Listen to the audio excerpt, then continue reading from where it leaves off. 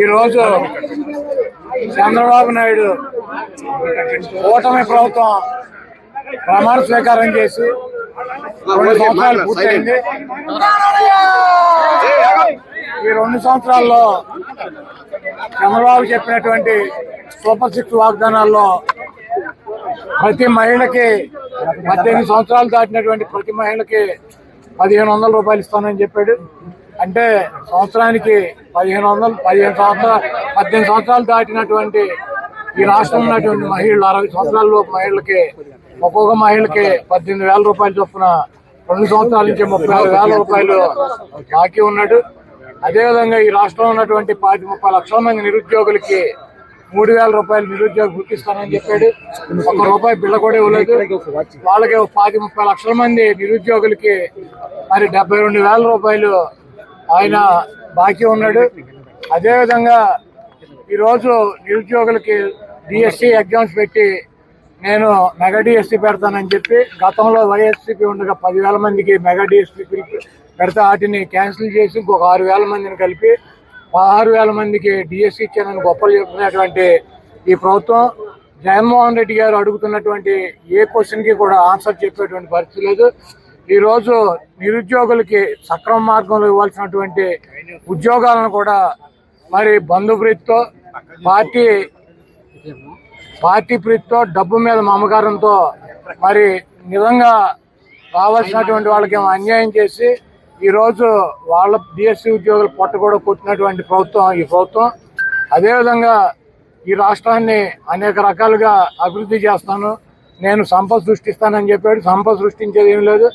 జగన్మోహన్ రెడ్డి గారు 3,50,000 కోట్ల రూపాయలు 5 సంవత్సరాలు అప్పు చేసి 3 లక్షల కోట్ల రూపాయలు ప్రజలకే సంక్షేమ కార్యక్రమాల ద్వారా అందిస్తే ఓకే గగ్గోలు పెట్టినటువంటి ప్రభుత్వం ఈరోజు 3,50,000 కోట్ల రూపాయల పైన ఈ 2 సంవత్సరాల్లో అప్పులు చేసి అంతా కూడా ఆ కాంట్రాక్టు ఈ కాంట్రాక్టు ఈ వర్క్ ఆ వర్క్ అని చెప్పి ప్రజల సొమ్ముని లూటీ చేసి దోచుకునేటువంటి కార్యక్రమం మరి చంద్రబాబు చేస్తున్నాడు. సంపద నేను సృష్టిస్తానని చెప్పి ఇప్పుడు అధికారంలోకి వచ్చినాక చెబుతున్నాడు చంద్రబాబు నాయుడు గారు. సంపద నేనుగా సృష్టించడం, సంపద సృష్టిస్తాం అంటే పిల్లల్ని ఎక్కువ మందిని ఎవరికంటూ ఆడు ఎక్కువ సంపద సృష్టించినట్టు నేను మా అబ్బాయి సంపద సృష్టించేటువంటి పరిస్థితుల్లో లేము. కాబట్టి మీరే మీ సంపదను మీరు సృష్టించుకోండి, మేమిద్దరం చేతగాని వాళ్ళం, మాకేమి సంపద సృష్టించలేము, మేము ఒక్కొక్కరినే సృష్టించాం, మీరు 4, 5, 10 మందిని మీరు సృష్టించుకోమని చెప్పి మనకి చంద్రబాబు నాయుడు కథలు చెబుతున్నటువంటి పరిస్థితి ఉంది.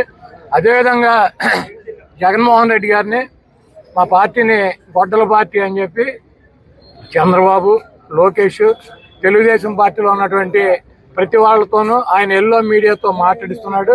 అవును, జగన్మోహన్ రెడ్డి గారు ఆయన పార్టీ డెఫినెట్ గా తెలుగుదేశం పార్టీ గొడ్డల పార్టీ లాగానే కనపడుతుంది.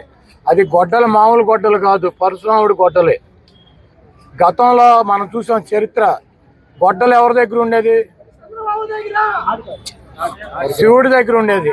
శివుడి చేతులు ఇప్పుడు కూడా ఉంటుంది. ప్రతి మన శివుడికి పూజ చేసే వాళ్ళకి తెలుస్తుంది. శివుడి చేతిలో ఒక చేతిలో గొడ్డలు ఉంటుంది, 2 దుర్గామాత చేతిలో గొడ్డలు ఉంటుంది, 3 విఘ్నేశ్వరుడి చేతిలో గొడ్డలు ఉంటుంది. ఆ గొడ్డల్ని తపస్సు చేస్తే పరశురాముడికి ఇచ్చారు.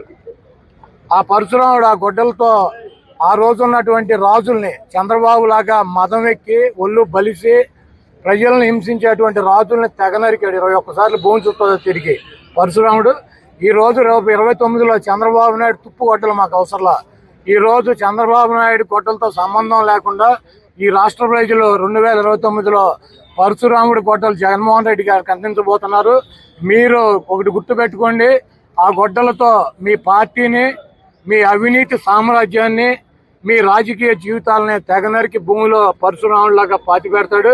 డెఫినెట్ గా జగన్మోహన్ రెడ్డి గారిది గొడ్డల పార్టీ లాగా, జగన్మోహన్ రెడ్డి గారి త్రిశూలం లాగా మీకు కనపడతాడు. దాంట్లో తప్పులేదు. మీ కర్మ, మీరు చేసినటువంటి పాపాలకి, మీరు చేస్తున్నటువంటి అబద్ధాలకి, మీరు చేస్తున్నటువంటి 420 కార్యక్రమాలకి డెఫినెట్ గా జగన్మోహన్ రెడ్డి గారు మీ గొడ్డల్లా కనపడటంలో మీకు, మీ పార్టీకి, మీ అభిమానులకి, మీ మీడియాకి తప్పులేదు. అది పరశురాముడి గొడ్డలు. తప్పకుండా ఆ పరశురాముడి గొడ్డలి 2029లో ప్రజలు జగన్మోహన్ రెడ్డి గారు చేతికిస్తారు. ఆ ప్రజలు ఇచ్చినటువంటి గొడ్డలతో మీ అవినీతి సామ్రాజ్యాన్ని పోకటి వేలతో సహా పగలిస్తారు.